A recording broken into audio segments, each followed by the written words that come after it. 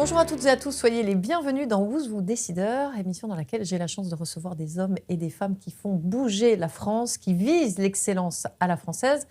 L'entrepreneur audacieux du jour, c'est vous, Samir Amara, bonjour. Bonjour. Soyez le bienvenu, vous êtes cofondateur et dirigeant de IT Systems, c'est une société de 50 collaborateurs. Vous accompagnez des PME et des ETI à intégrer l'IA dans leur méthodologie, on dit dans leur process métier, dans votre jargon. Votre entreprise a traversé toutes les révolutions technologiques depuis 15 ans et vous dites que l'IA, ce n'est pas une simple vague, que c'est une bascule, une charnière, un bouleversement fondamental. Tout à fait. L'IA va amener de profonds changements technologiques puisque c'est un outil qui va venir directement s'implémenter dans la méthodologie métier des entreprises. L'IA va permettre de mettre en valeur le savoir-faire des entreprises, malheureusement aussi leurs défauts si elles sont mal organisées.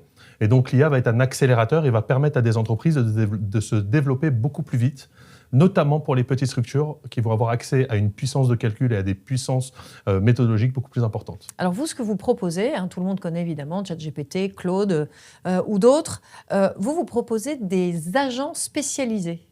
L'idée, c'est de s'adapter au métier des entreprises. Bien entendu, les agents classiques qu'on connaît tous, que ce soit ChatGPT, Oui. Claude ou autres, permettent un usage personnel, voire un assistant personnel dans notre quotidien. Mais pour une entreprise, c'est important d'y intégrer son savoir-faire métier.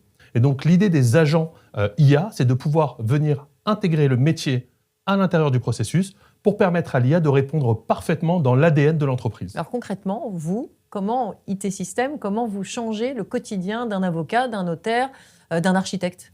Eh bien, tout simplement, on vient accompagner leur savoir-faire, on essaye de le comprendre, de l'intégrer dans l'IA et de venir faire en sorte que cette IA devienne un super assistant pour les collaborateurs. L'idée n'est pas de remplacer les collaborateurs, mais de les rendre beaucoup plus efficaces, beaucoup plus fonctionnels et leur permettre tout simplement de mieux s'épanouir et de mettre en valeur leur valeur ajoutée. Vos solutions sur mesure se posent en alternative aux abonnements à des logiciels traditionnels, les fameux SaaS. Comment un dirigeant sait-il aujourd'hui s'il doit rester sur du SaaS ou passer sur du sur-mesure ? Le SaaS, on le connaît très bien. Pendant 15 ans, on a proposé ces solutions à nos clients. Ce sont des solutions qui répondent à la grande majorité des besoins. Et pour une toute petite entreprise ou pour des activités très standardisées, le SaaS est parfait puisqu'il va, pour un coût minimum, offrir des solutions. Cependant, beaucoup d'entreprises ont un ADN spécifique, ont un savoir-faire spécifique.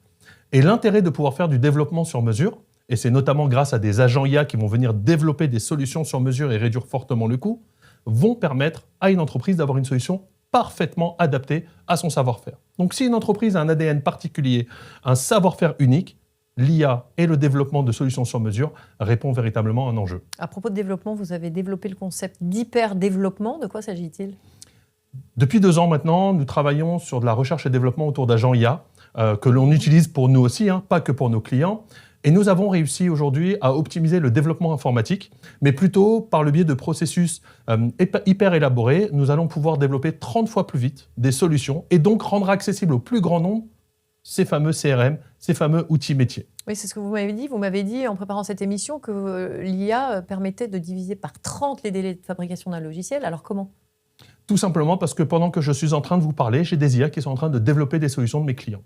C'est-à-dire qu'aujourd'hui, on va plutôt se concentrer sur le savoir-faire métier, on va plutôt se concentrer sur les processus de l'entreprise et on va venir les intégrer dans une solution sur mesure. Et ce qui représentait un coût énormissime, c'était le développement, le temps humain à écrire de la ligne de code. Et bien aujourd'hui, ce sont des agents IA qui le font de manière automatisée. Alors apparemment, c'est tellement novateur que souvent vos clients ne vous croient pas.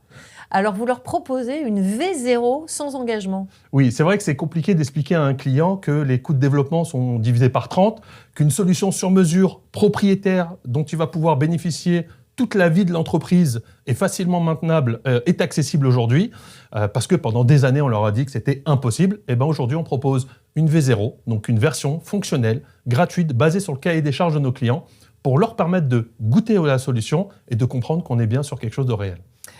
Beaucoup de dirigeants ont peur, on peut le comprendre, que leurs données s'évaporent dans la nature. Comment garantissez-vous que le savoir-faire d'une entreprise reste bien dans l'entreprise ? C'est justement tout l'enjeu des agents IA qui arrivent sur le marché. Utiliser une IA générative, c'est dilapider son savoir-faire. On ne va pas capitaliser sur l'historisation des prompts, on va venir alimenter une IA qui ne nous appartient pas.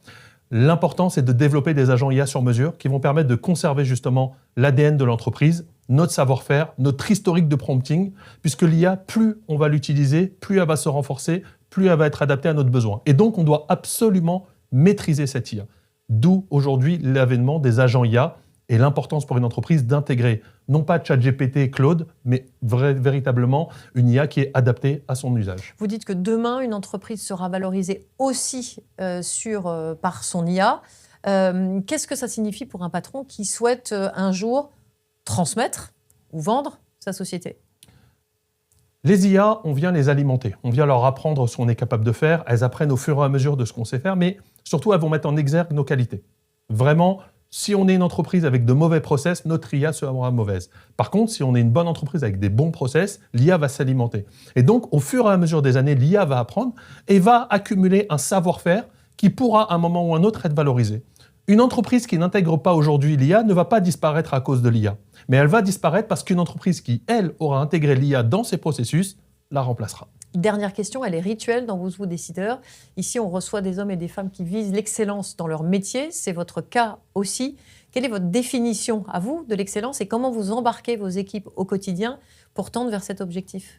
Dans notre domaine, l'informatique, l'excellence passe surtout par une remise en question constante.